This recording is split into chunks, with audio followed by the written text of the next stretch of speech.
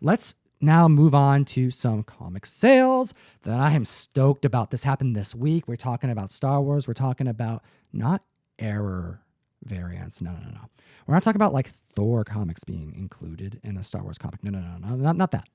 No, we're talking about a rare 35-cent issue number 1 price variant of Star Wars number 1. Why did they make 35-cent variants to begin with? And they weren't necessarily looked at as a variant when they were made. Well, back then, the normal price for a comic was 30 cents. Sure. So to kind of test the waters and see how people reacted, they put out some 35-cent variants of certain comic books at the time. Distributed. It's kind of hard to notice, but yeah, it looks exactly the same except 30 or 35 cents up there in the price. Yeah, and you're going to notice that this Star Wars comic we're talking about, there's a handful of reprints of this issue. But no, we're talking about the one that looks like standard cover A. It's got a box. It's not a diamond shape. And it says 35 cents in there. And this is just a occasion where it happened during the first few issues of Star Wars. There were 35-cent variants. And they went out, and you can still find them. And they are hyper scarce, clearly. And they are expensive. And we had a couple sales recently, and I want to get into that. The first one that I want to talk about just happened this week. It's an 8.0. I looked up, it had over 1,300 views in its lifespan on eBay. And it sold for what approximately looks like as $9,000. It could be a little less. It was an or best offer, and I couldn't get a confirmation on, the actual sale or if it was $9,000, but the site says it sold for $9,000. And for an 8.0 Star Wars 35-cent price variant, I'm surprised that isn't $10,000. That's such a rare book. It's such a legendary key. And let's talk about a recent low-grade sale that hit in November. I have another sale here that I want to report on. It sold in November. It's a low grade. It doesn't look very good, but it sold for $1,200. Okay? This is raw. A raw copy. Someone got lucky and found this thing. It looks like someone found this thing. Now, let's go back just a month prior to that. We have an 2.5 graded 35-cent Star Wars variant. It's crazy that these are coming up. First off, you don't see these very often, but we had month over month, they started coming out of the woodwork. A 2.5 sold for $2,000 in October. Okay. Now, how does that compare to the later issues that also have a 35-cent variant? Well, there was a number 4 that sold for $555 just this past week. People care about these price variants because the value is so substantially more than their cover A counterpart. And what's cool is that Key Collector has an entire category that's about these priced variants. Specifically, it's called the Check Your Collection category because it's not just 35-cent variants. This testing of the waters happened all throughout comic book history. And there are comics that just at those times hit the market, sometimes correctly, sometimes incorrectly. We'll get into it. And now there is a hyper scarce amount of those particular issues that you need to know about because you may have one of these in your collection and not even know it. It's really hard to notice, especially if you're not somebody like Tom or somebody like me who never even knew these things existed. They go right over you. So we're talking about the Check Your Collections category. The very first picture that shows on this category is an Iron Fist 14, the first appearance of Sabretooth, right? All right, a 6.5 graded, $150 book. A 6.5 graded of the 35-cent variant, $2,000 value. What? I know. But you got to think about this.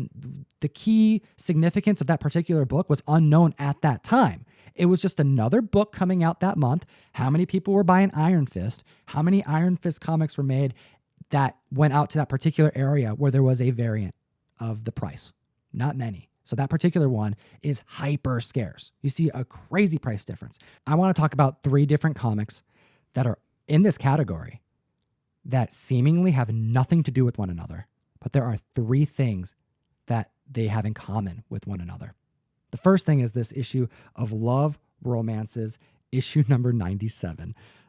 Let's chat about this cover first. Right. So we have... There's a lot going on here. It's a breakup scene. Okay, so we have this lady who says, "Would you have made the decision that I did? Judge yourself after you read my real story." She looks like she's crying. She was just, I think, broken up with. He is the only man I've ever loved, I ever wanted, and the only man I can never have. Sad day. We can never be married, Vivian. Let's speak it off now and spare both of us any future heartbreak. Goodbye, little girl. Don't dare miss Little Girl, a tale that will tug at your heartstrings. All right, interesting stuff. Let's look at the next book on this list here. That sounds so depressing. It does sound really depressing.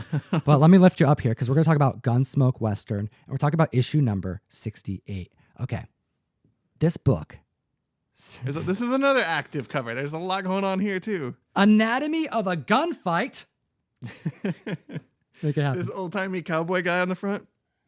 Let me try. Do it, man. Too bad, kid. You finally met 3 gunmen who ain't afeared of you. Feared. Ain't afeared of you. Oh my God. Thrill to the blazing gun wizardry of Kid Coat Outlaw.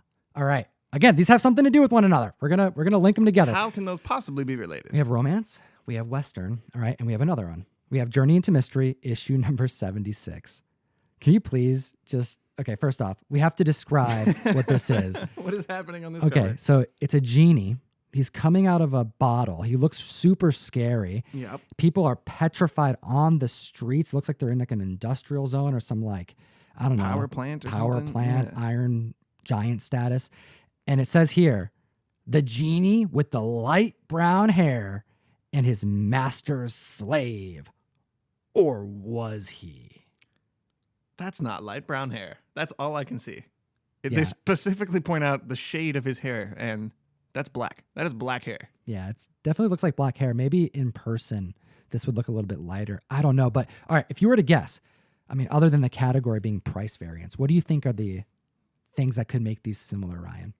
The only thing that comes to mind is that they look kind of similar. Like they must have come out at the same time, is what I'm thinking. Okay, so you are correct. They all came out in January 1962. Okay. Very specific. Very good. Okay. Okay. Well, it matters. This matters. Okay. So this is the first thing. They were all written by Stan Lee. Interesting. That's fun, right? Stan the man. That dude had Love romances. creative genius, dude. He's thinking about a romance.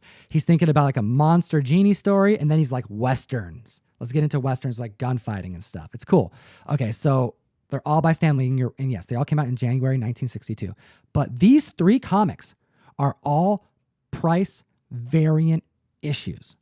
Okay. Notice that on all 3 of these covers, in the top right and where you would typically see a price, what is there? Their black spot. There's a black spot. The black spot!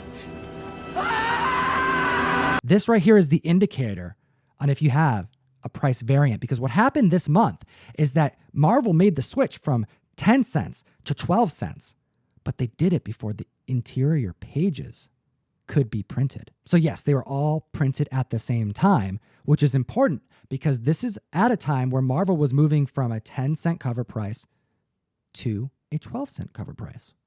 And they made this switch in a month where the interiors had already been printed and the covers were already printed for some as well. So they had to change it. Well, what did they do? Well, they didn't want to reprint the interiors of all of them. So what they did is they kept the 10 cents on the interior, but on the outside, they put a black spot over the 10 cent and just added a 12 cent. So you are looking for the black spot. And if you really want to double check, you open it up and look at the bottom. And if it says 10 cents for this comic book with a 12 cent indicator on the front next to that black spot, you have a price variant of these 3 issues. They're the only 3 that this happened to. Oh, wow. And they all have high sales for high grade copies of $900+. 3 comics you wouldn't think go together, but they go so well together. Stan was doing a lot in the early 60s. Dude, I'm excited about like the community starting to go through and better understand the history of all of these comics and how they came to be. The more you understand, the more you know what to look for. And I'm interested to see who's going to be interested in collecting stuff that they wouldn't typically want to collect. Like that makes me want all 3 of these comics. Me too.